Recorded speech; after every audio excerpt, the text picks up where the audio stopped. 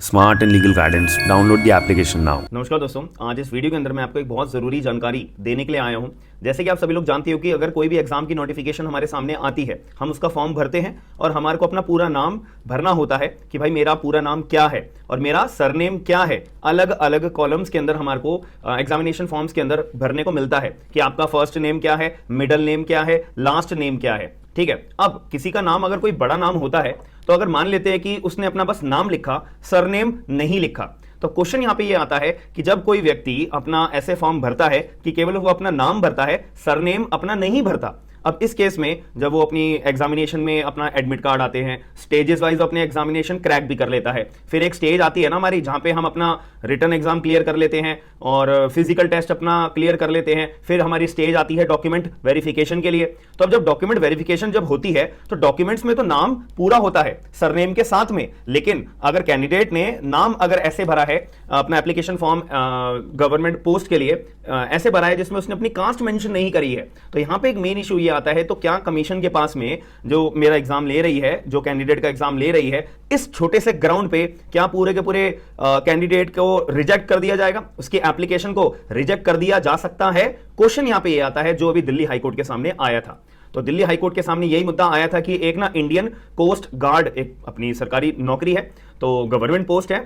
तो इस केस में एक व्यक्ति था, उसने अपना फॉर्म भरा। अब फॉर्म में उसने अपना सरनेम मेंशन नहीं करा, और लेकिन अगर मैं इसके 10वीं 12वीं ग्रेजुएशन के सर्टिफिकेट्स की बात करी जाए जो कंपिटेंट अथॉरिटी के द्वारा इशू करे गए हैं, उसमें उस व्यक्ति की, कैंडिडेट की कास्ट मेंशन है। लेकिन इंडियन कोस्ट गार्ड का जब उसने अपनी फॉर्म भरा था रिक्रूटमेंट के लिए, उसने अपनी कास्ट मेंशन नहीं करी। बस ये एक छोटा सा पॉइंट था। फिर जब उसका पेपर हुआ, उसने स्टेज 1 क्लियर करी, स्टेज 2 क्लियर करी, फिजिकल फिटनेस क्लियर करा, सारी जगह पे क्वालिफाई हो गया। तो फिर उसके वेरिफिकेशन, डॉक्यूमेंट वेरिफिकेशन की स्टेज आई। तो वैसे केस में इंडियन कोस्ट गार्ड ने डॉक्यूमेंट वेरिफिकेशन जब कर रहे थे तो उन्होंने बोला कि भाई तुम्हारे जो अदर डॉक्यूमेंट्स हैं, जैसे तुम्हारे आधार कार्ड हो गया, 10th क्लास, 12th क्लास या अदर सारे के सारे जो एजुकेशनल डॉक्यूमेंट्स हैं, उसमें तो तुम्हारी कास्ट लिखी हुई है, लेकिन जब तुमने एप्लीकेशन फॉर्म भरा है वहां पे तुम्हारी कास्ट दिख नहीं रही है और तुम्हारे फादर का नाम भी जो है वो कास्ट के साथ में मेंशन तुमने करा है। तो इस केस में हम तुम्हारे कैंडिडेट होने के नाते हम तुम्हारी पूरी के पूरे एप्लीकेशन को रिजेक्ट करते हैं, हम तुम्हारे एग्जामिनेशन को रिजेक्ट करते हैं। काम खत्म हो गया भाई।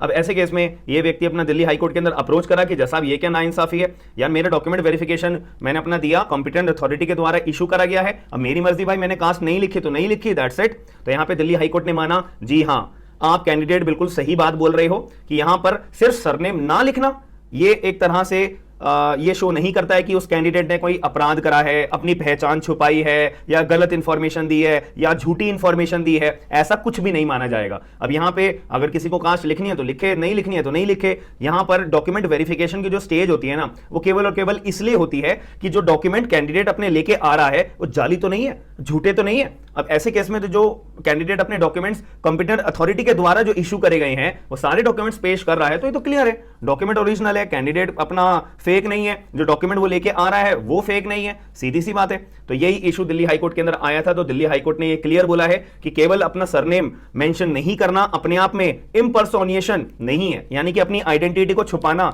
नहीं है, झूठी इंफॉर्मेशन देना नहीं है, फॉल्स इंफॉर्मेशन देना नहीं है, ऐसा कुछ भी नहीं माना जाएगा। जाली डॉक्यूमेंट देना नहीं है, ऐसा कुछ भी नहीं माना जाएगा। इनफैक्ट जो कमीशन है वो किसी भी कैंडिडेट का इस छोटे से ग्राउंड पे सरनेम ना मेंशन करने की वजह से इस पॉइंट पे यहां पे किसी भी कैंडिडेट का अपना जो एप्लीकेशन है वो रिजेक्ट नहीं कर सकती है। और दिल्ली हाईकोर्ट ने ऑर्डर करा कि इंडियन कोस्ट गार्ड आपको इस कैंडिडेट की एप्लीकेशन को अप्रूव करना पड़ेगा और जो बाकी की फॉर्मेलिटीज बची हैं रिक्रूटमेंट करने के लिए वो प्रक्रिया आपको पूरी करनी पड़ेगी और बंदे को जॉब देनी पड़ेगी। केस का नाम मैं आपको बता देता हूं, Ahir Ajinkya Shankar versus Indian coast guard 2023 supreme court के यहाँ पे एससीसी ऑनलाइन का यहाँ पे मैं जजमेंट बता रहा हूँ, ये दिल्ली हाईकोर्ट का जजमेंट है, सुप्रीम कोर्ट का नहीं है। वो बार बार हम सुप्रीम कोर्ट के जजमेंट्स पढ़ते हैं ना, तो इसीलिए।